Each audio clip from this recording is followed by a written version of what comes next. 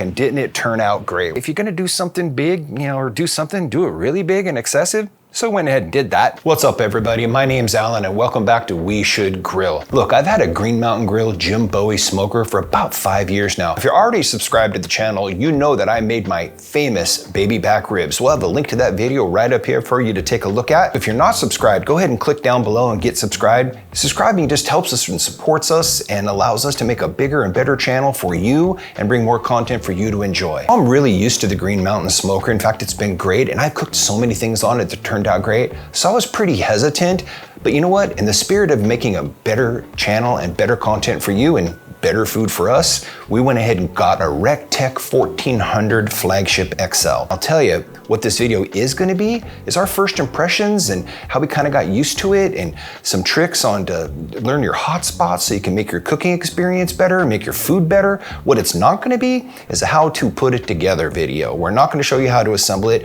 There's tons of content online for that. In fact, I'd specifically recommend that you go to recteq.com.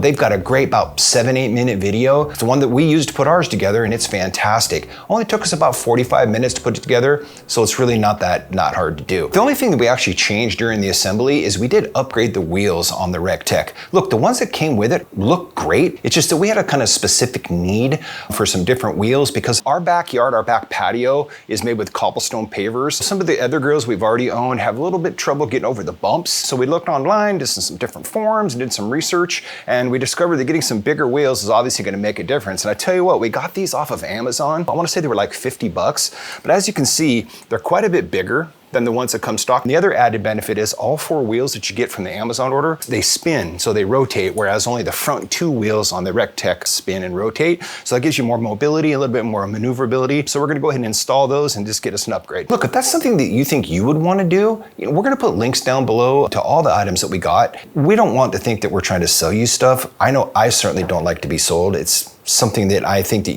most people can relate to. But if you want to support us, you want to check it out or just check it out, please do that. All right, enough of me talking. Let's just go ahead and watch this video and let's get this grill put together. All right, so we got our Recteq XL 1400 all put together and ready to rock, and didn't it turn out great? We're so excited. I'll tell you, one of the things that we wanted to point out to you before we do the first cook and the first burn off is how great this thing looks on the inside. I tell you what, you can really tell the attention to detail and all these hard welds. This thing is a tank.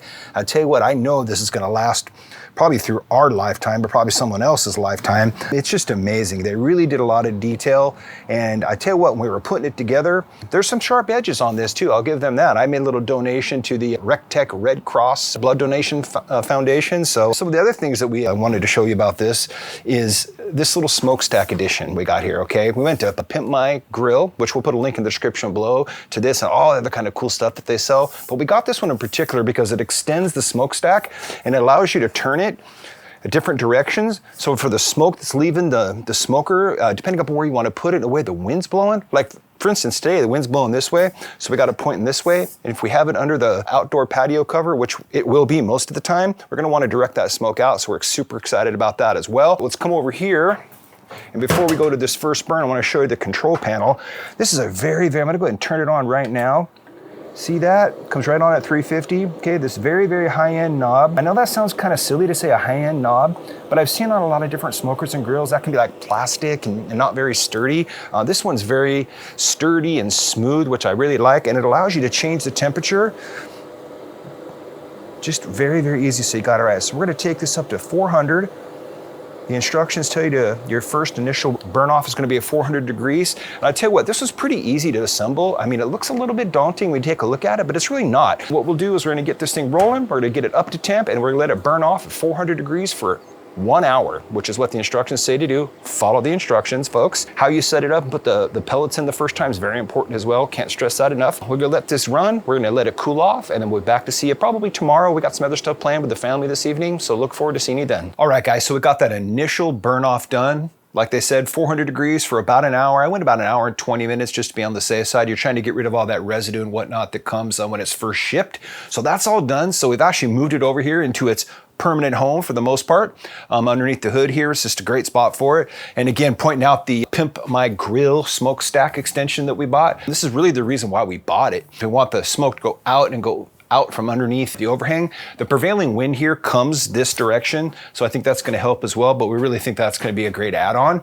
And I'll tell you what, the first impressions of this, the Recteq Flagship 1400 XL, you know, we thought this might be too big, but you know, kind of the way we look at it is like, if you're gonna do something big, you know, or do it really big and excessive. So we went ahead and did that. The size of this thing and the cooking service is probably 1.5, maybe 1.75 bigger than the Green Mountain Grill, Green Mountain Smoker that I just replaced, which we still have, by the way. We'll have some comparison videos coming soon. And I'll tell you what, I can't wait to do the first cook on this. That's gonna be the next video actually. But just a first impression, this thing is built like a tank. It's just amazing. It's heavy, but not so heavy. But it has that feeling that, you know, you can put it wherever you want. Certainly not gonna blow over, certainly not gonna get, you know, knocked over unless you really try. When I first started looking to get a new smoker, because the one that I have has been great, but you know what, it's a little battle worn. We looked at Traegers. In fact, initially I looked at another Green Mountain grill because it's been such a great grill. But I do it, Jake had a good friend of his that recommended we look at Recteq. And I kind of heard of it, but hadn't really heard much about it. And we are so happy that we went that direction. One of the main features that we were looking at, something that has been a limitation on some of the other smokers, unless you go to full on, you know, like Texas barbecue style thing that's, you know, 2 miles long, is this hopper. So the hopper's the thing where it contains all of the pellets that you load in there. This thing will hold 70 pounds of pellets. And at your basic low smoke, because really this comes into play during the low smoke, when you do something low and slow, you know, that 200 to 225 degrees, this thing will go for almost 14 to 16 hours is what it says.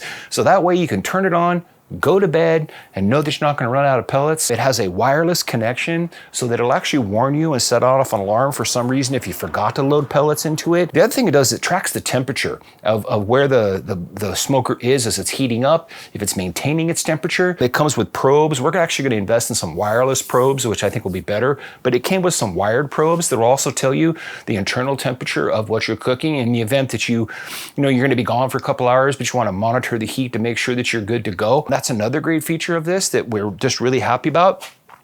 You know, when we bought this, one of the things that we considered was, what are we going to use it for? Well, obviously for this channel, but for cooking at home, having the large grill service, we're going to be able to have some very large get-togethers, which is something we enjoy doing, as I'm sure you do too. And you know what, the other thing that we bought this, it came in a package. We got the one that came with the pizza kit. The unboxing of this and the use of it, that's coming down the road. You'll get to see that as well.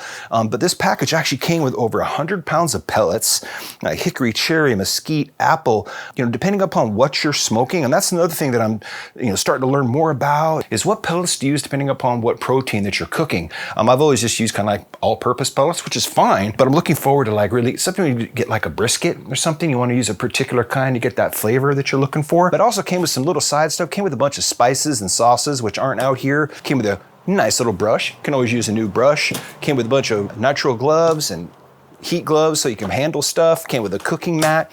Inside the pizza box, there's a pizza peel. There's a dough mat. There's all kinds of good stuff. If you go to Recteq's website, you'll see the 1400 pizza oven combo, and you can see all the detail of everything that came with it. So I'll tell you what, we're really looking forward to the first cook on this. They suggest that you cook something with a little bit more fat content to it, you know, like chicken thighs. We're gonna do chicken wings, which are gonna be amazing. What that does is that helps season the interior of the smoker. Before we get to that first cook, which I'm so looking forward to, one of the things I always like to do, and one of the things I want to do, is really familiarize myself with this new smoker. I feel like I'm so in touch with the Green Mountain Grill smoker, but I want to make sure that I got this one right. One of the first things that we're going to do, and by the way, I did not invent this, so I can't take credit for it, but we're going to go ahead and do it anyway. Most smokers, and I think most grills, and even if you have a basic propane grill or anything like that, you know that it tends to get hotter and not as hot in different spots on the grill. Kind of depends on where the propane's coming out or whatnot. Well, smokers are the same way.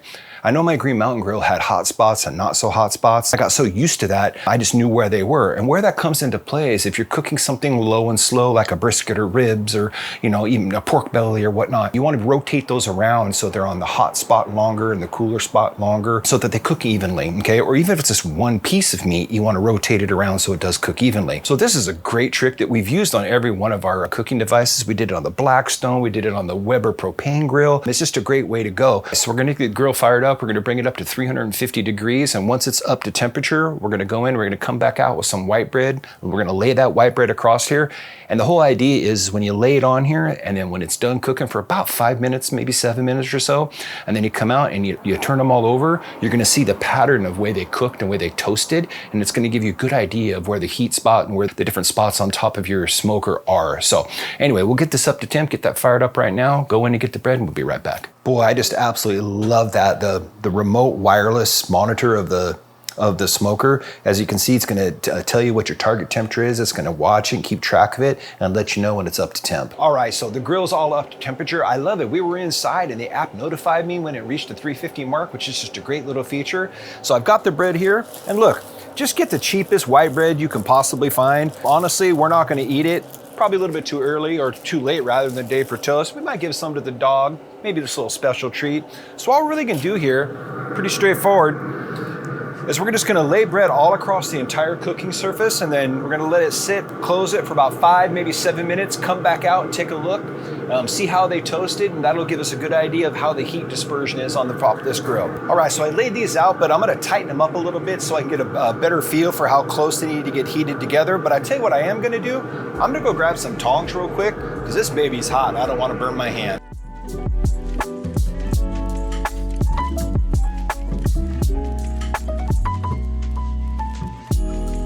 I've been waiting for you.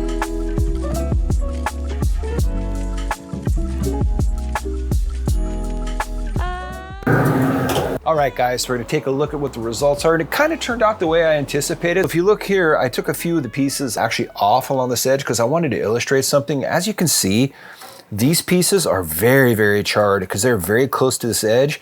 And that's because if you look down, the drip pan, which is underneath, it stops about an inch or so from the edge, and that allows way more heat to come up around the end. So when you're on the smoker, the stuff that's gonna be out towards the ends, it's gonna char a little bit faster. So the same thing holds true with these back pieces. If you take a look at them, you see how there's so much more browner and black along this back edge? Because the same thing is true about the drip pan. There's a gap in the back there of about 2 inches.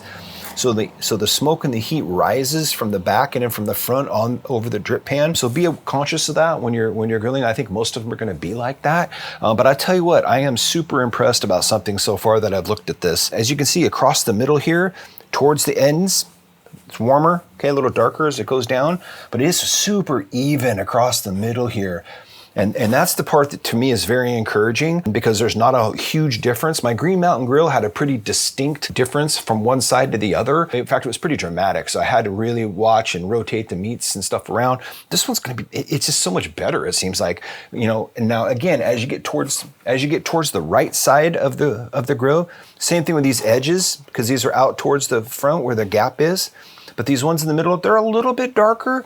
So I would say overall, the right third of the smoker is a little bit warmer than the left 2/3. I think keeping the proteins in the middle, not over the edges, and keeping them just straight across, I think you're gonna be in pretty good shape. So, all right, so that's our first impressions of this new Recteq Flagship 1400 XL. Great long name too. Super impressed so far. Can't wait to get some more recipes on there and show you guys all the different things that we like to cook. We know you're gonna love it. Our first cook is right around the corner. We're gonna do chicken wings. It's gonna be fantastic. And you know what?